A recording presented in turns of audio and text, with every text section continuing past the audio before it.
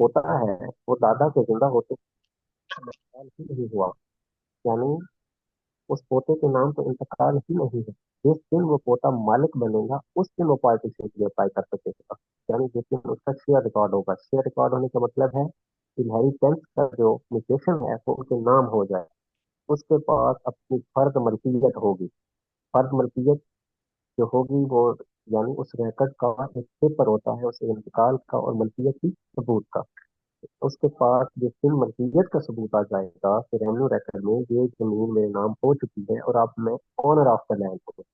135 में सबसे पहले है any joint owner of the land.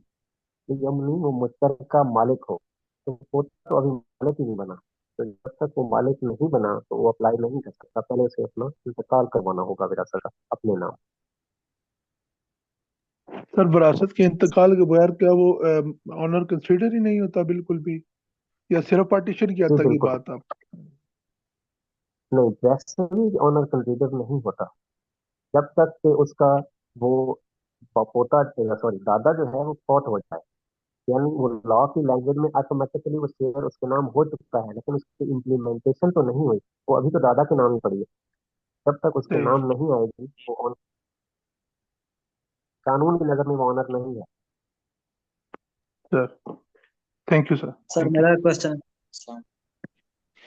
जी जी बताइए। अस्सलाम वालेकुम सर, मेरा एक क्वेश्चन है। वालेकुम सलाम। सर मैंने ये पूछना था कि ये जो आप लेक्चर्स देंगे ये क्वेश्चन वाइज देंगे या कि ये अपना चैप्टर्स वाइज ये तीनों एक्ट जो है कंप्लीट करवाएंगे? ये जो हम लैंड रेवेन्यू एक्ट जो है इसको सबसे पहले हम सेक्शन वाइज ही समझते जाएंगे क्योंकि मैं इस तरह की स्कीम लेके चलता हूँ जो पहले भी मैं पढ़ाता हूँ वो इसी तरह है कि एक सेक्शन के टेक्स्ट को समझाया कि एक लॉ ठीक की है। लैंग्वेज आपको समझ आ जाए कि ये सेक्शन कहता क्या है। फिर इसकी प्रैक्टिकल एप्लीकेशन क्या है कि ये अप्लाई भी हो रहा है या नहीं। तो हम एक ठीक है। सेक्शन का एक टॉपिक पूरा कर लेंगे तो उससे पहले मैं बता दूंगा कि ये सिर्फ आपको पैकेज के लिए समझना जरूरी है या पेपर पॉइंट ऑफ व्यू के लिए। क्योंकि पूरे एक्ट को समझने के लिए हमें पूरा एक्ट मिला के पढ़ना होता है। जैसे मैंने सबसे पहले बताया था कि एक सेक्शन 43, सेक्शन 45 और सेक्शन 42, सेक्शन 54 और सेक्शन 172 लैंड रेवेन्यू एक्ट का जो है वो तीनों मिला के पढ़ेंगे तो हमें समझ आएगा। ठीक है। तो इसीलिए हम पूरे एक्ट को सेक्शन वाइज तो पढ़ के जाएंगे लेकिन जो पेपर पॉइंट ऑफ व्यू से क्वेश्चन होगा वो मैं स्पेसिफिकली उसको ज्यादा उससे जोर देके समझाऊँ कि ये सेक्शन है और इसका ये क्वेश्चन बनेगा और हम ऐसे लिखेंगे। चलिए सर, बहुत शुक्रिया, बहुत अच्छा लगा, आपने बहुत अच्छे तरीके से हमें पढ़ाया है। तो इंशाल्लाह ताला हम फ्यूचर में तो आपके साथ जो है ना, आप इस तरह थोड़ा सा ना, आपके जो थोड़ी सी ना लीगल है ना, मतलब कि एक्ट को रिप्रोड्यूस कर रहे हैं ना, उस तरह से बड़ी अच्छी तरह समझ आ रही है। बहुत शुक्रिया सर। Thank you. अच्छा सर, अच्छा इसमें सर, मेरा एक और क्वेश्चन ये है। सर इसमें जी जी जो बताइए। Notice of application for partition है जो सेक्शन 137, इसमें इसमें सर जो हम जिस मौजे में करवाना चाहते हैं पार्टीशन, या जिस खेवट की हम पार्टीशन करवाना चाह रहे हैं, तो उसमें जो मेरे रिलेटेड जो ओनर्स होंगे, सिर्फ उन्हीं को नोटिस होगा या उन तमाम लोगों को नोटिस करना पड़ेगा जो उस मुतलका जो उस खेवट में ओनर होंगे सर? काइंड ये ठीक है। रहनुमाई फरमाइएगा। Of the land joint owner ही वही है जो एस्टेट यानी कि खेवट में मुश्तरका मालिक है। अब एक खेवट जो होती है वो कम से कम काफी सारी जमीन होती है यानी हम इसे 700 कनाल कह सकते हैं। अब 700 कनाल का एक मालिक तो हो नहीं सकता उसमें डिफरेंट मालिक हो यानी 10 लोग 15 लोग या 20 लोग।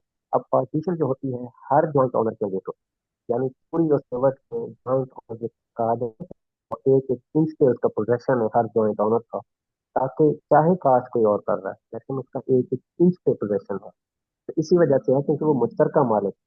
तो आप जब पार्टीशन फाइल करेंगे तो उन सब मुश्तरका मालिकान को पार्टी बनाएंगे कि सर मेरी इन लोगों से जमीन अलग। अब लेट्स सपोज हम एक खेवट का नंबर दे देते हैं 20।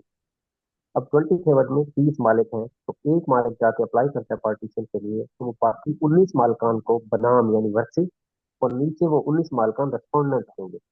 तो उन सबको नोटिस होगा क्योंकि उनका सबका राइट उसमें है उस जमीन में।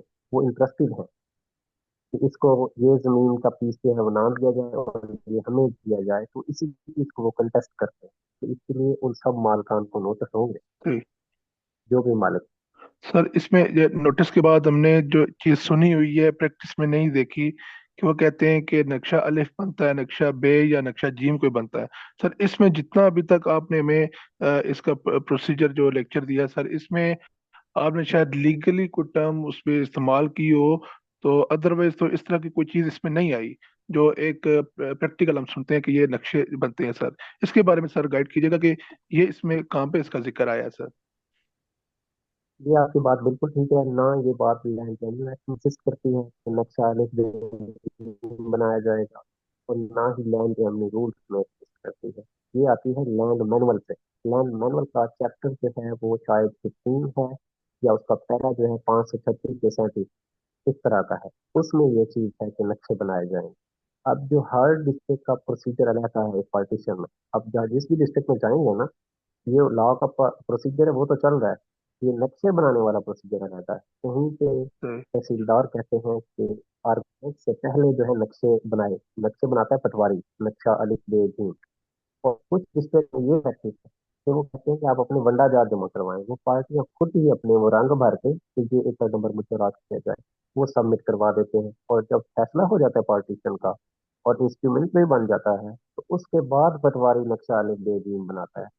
जो सबका वो डिसाइड हुआ होता है उसके मुताबिक वो बनाता है। तो ये प्रैक्टिस डिफरेंट है कुछ जो डिस्ट्रिक्ट है पंजाब, सर और ये एक नोटिफिकेशन के तहत ठीक होगा। Thank you sir, thank. चलता है। एनीवन किसी का पेपर के रिलेटेड।